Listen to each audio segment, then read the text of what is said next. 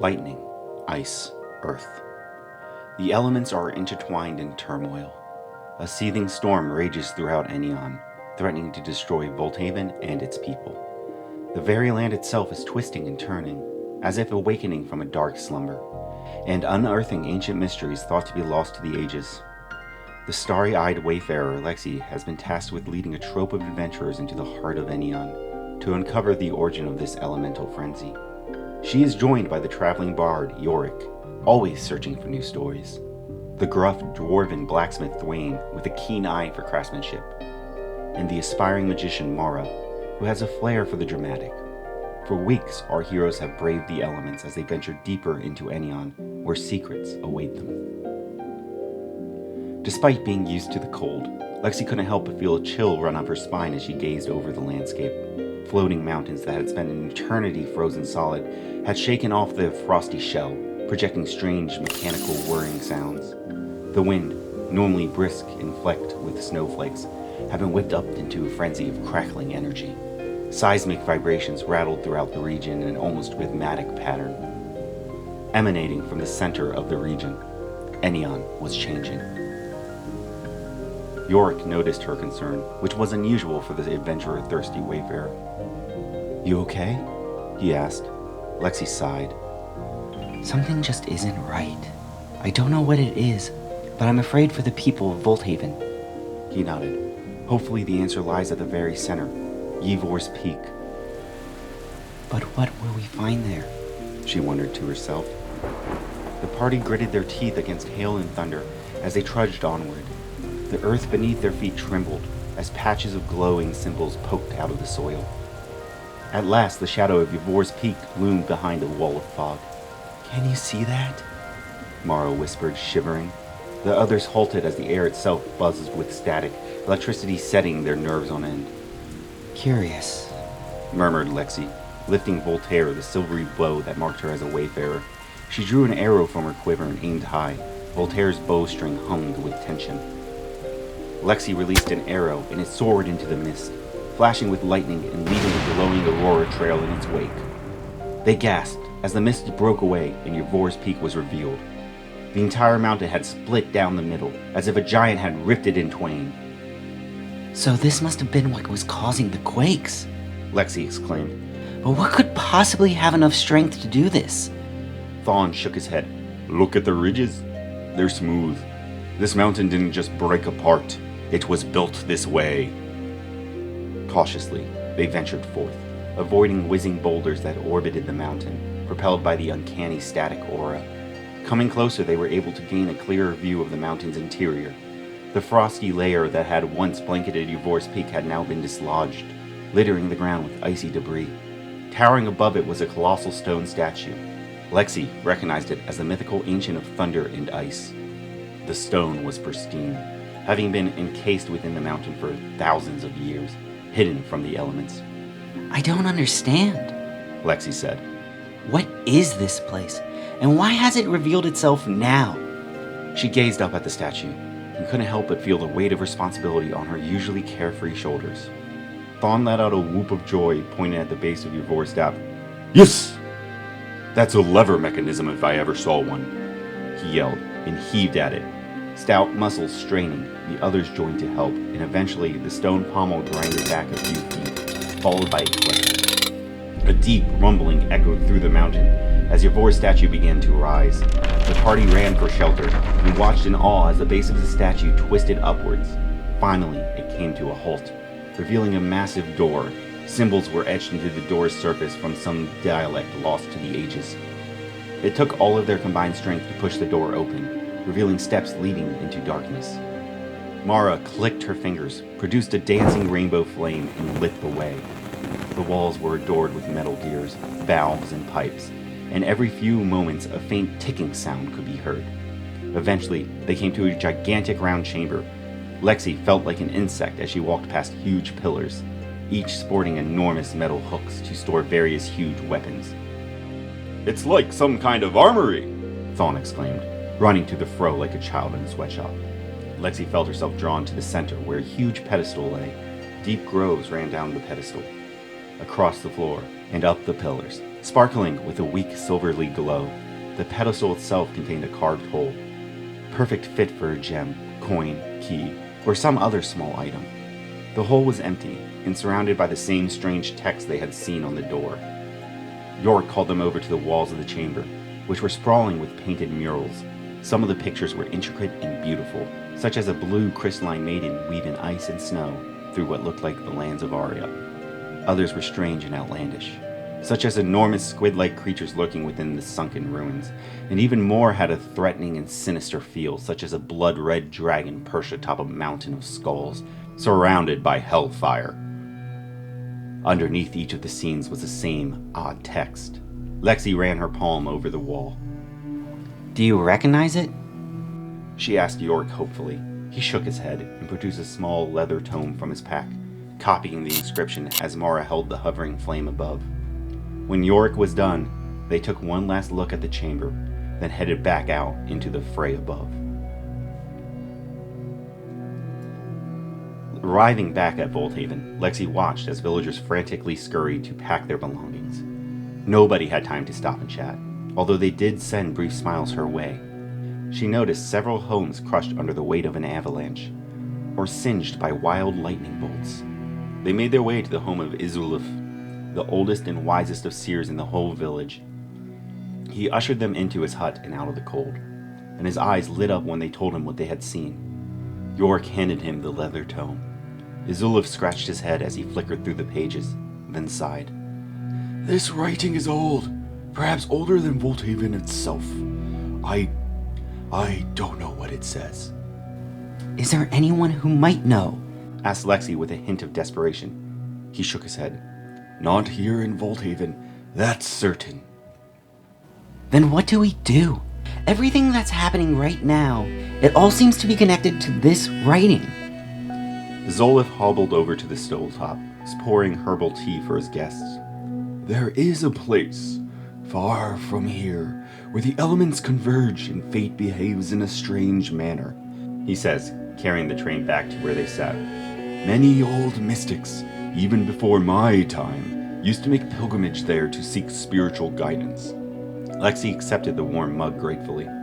Perhaps you should do the same.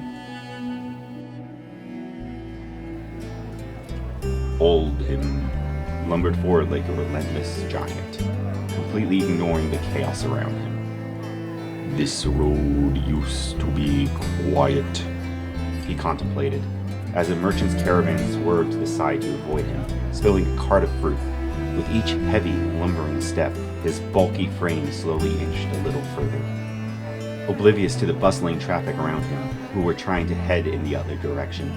The more impatient caravan drivers would curse out, but fell silent when they caught sight of Oldhim, meekly veering off the road to move out of his way. Those who tried to push past him were flung off their horses as the beasts reared and bucked.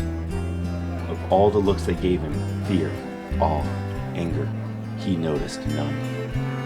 Deep in thought, Oldhim nearly stepped upon a small, crying child.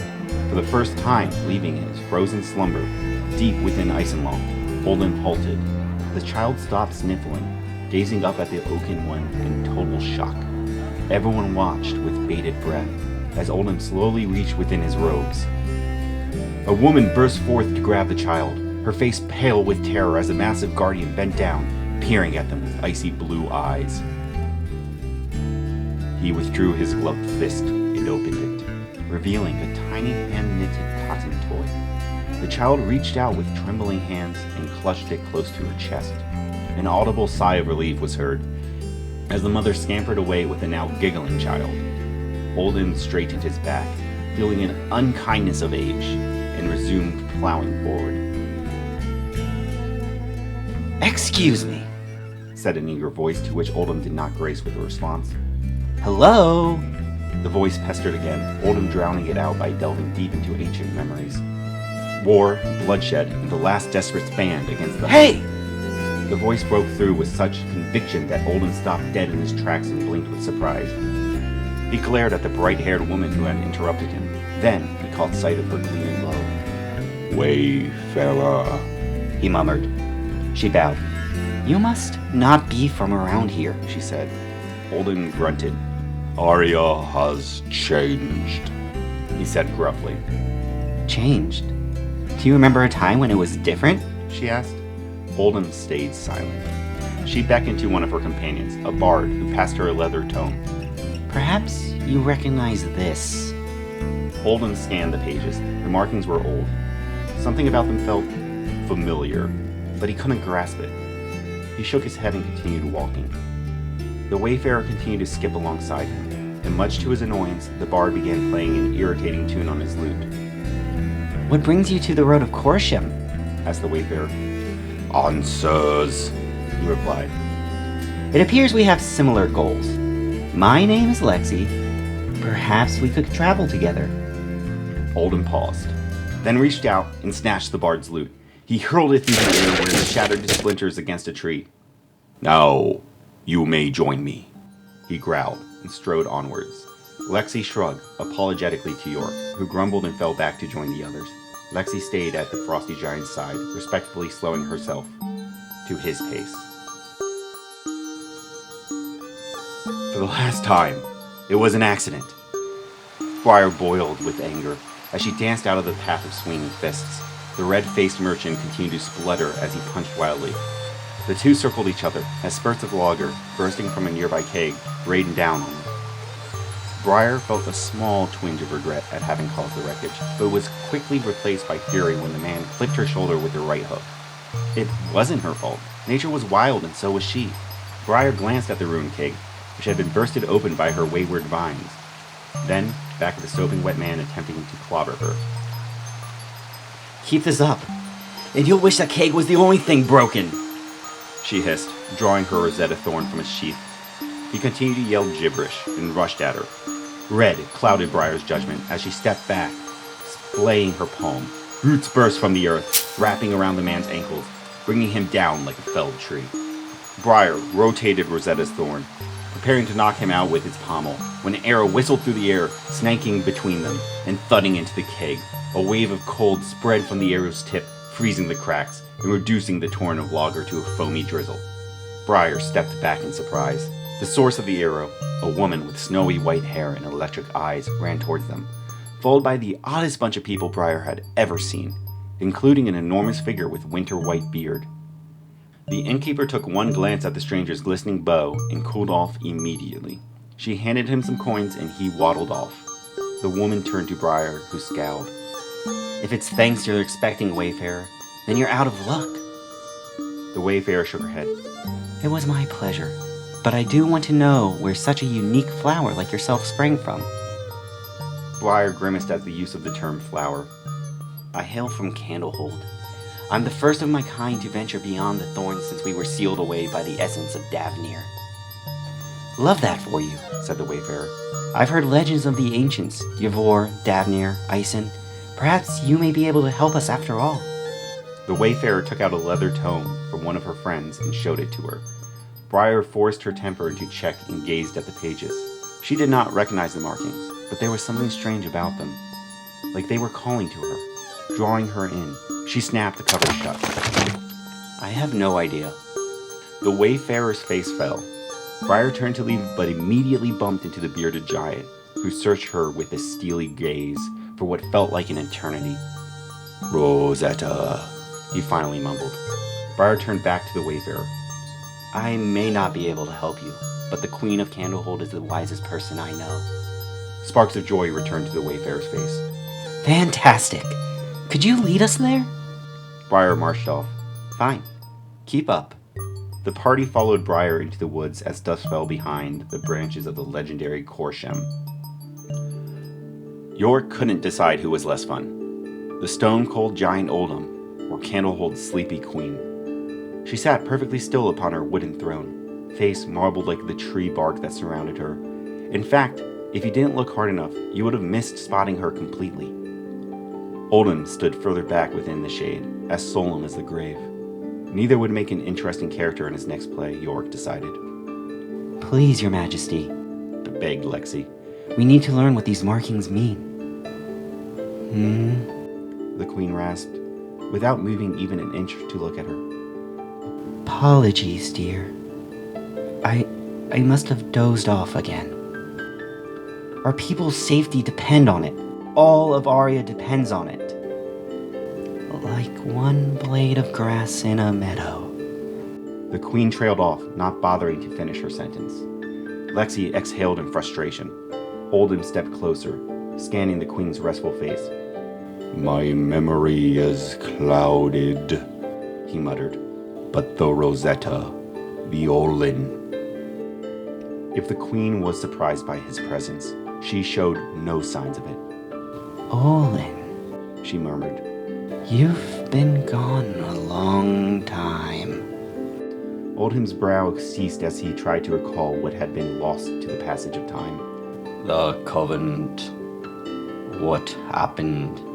A long silence filled the room. When the queen finally spoke, her voice was soft, but with a hint of sadness. I do not have the answers you seek. The queen idly waved a hand, signaling for them to leave. Briar hurled a bolt of lightning at her. Jolted awake, the queen blinked as Briar stomped towards the throne. The trees rustle as if nervous. Animals are abandoning their home. Something is coming, and I fear Candlehold will not be able to remain hidden. There's a reason the Wayfarer and I crossed paths. I can feel the Strail calling. There was a crackling sound as the queen tilted her head to look at Briar directly.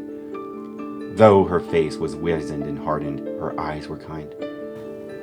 I will try.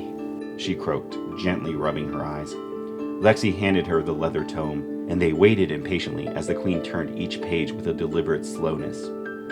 At last, the queen glanced up and closed the tome. This dialect is of the seers. Oldhim's ears pricked. Handing the tome back to Lexi, the queen leaned back in her throne, yawning. What do you mean? Lexi frowned in confusion. We have seers in Oldhaven, but they were not able to decipher it. The queen chuckled, a sound similar to that of snoring toad. Not those seers. The seers of old. I don't understand. Who were the old seers? Hidden allies. Bearers of the indigo eye. Find them, if they still exist. Any idea where we might start looking? Asked Lexi. The queen closed her eyes and exhaled deeply, sinking further into the wood. Back under Corsham's sprawling canopy, the heroes watched their worries at a nearby tavern. Yorick turned to his new lute, keeping well away from Oldhim, and began strumming an enchanting melody. Thwain and Briar were locked in an arm wrestle, beads of sweat rolling down the dwarf's forehead, as he strained to outmuscle her. Mara performed a simple magic trick for Oldhim. Producing a dove from her sleeve, with an exaggerant wave of her hand, she transformed it into a dazzling rainbow of aether flare. The Oaken One did not crack even the slightest of grins. Lexi wandered away from her party, her mind racing with questions. What were the seers? Why was there an armory in the heart of Enion? What did all of this mean? Her eyes were drawn to a poster tacked on a nearby wall. Challenge the showstopper to a test of might. Experience crazy brews from Aria's finest brewmeister. Have your fate seen by the whimsical seers. All this and many more wonders at the Everfest. She snatched the poster and returned to the group, slapping it on the table. Look, she pointed.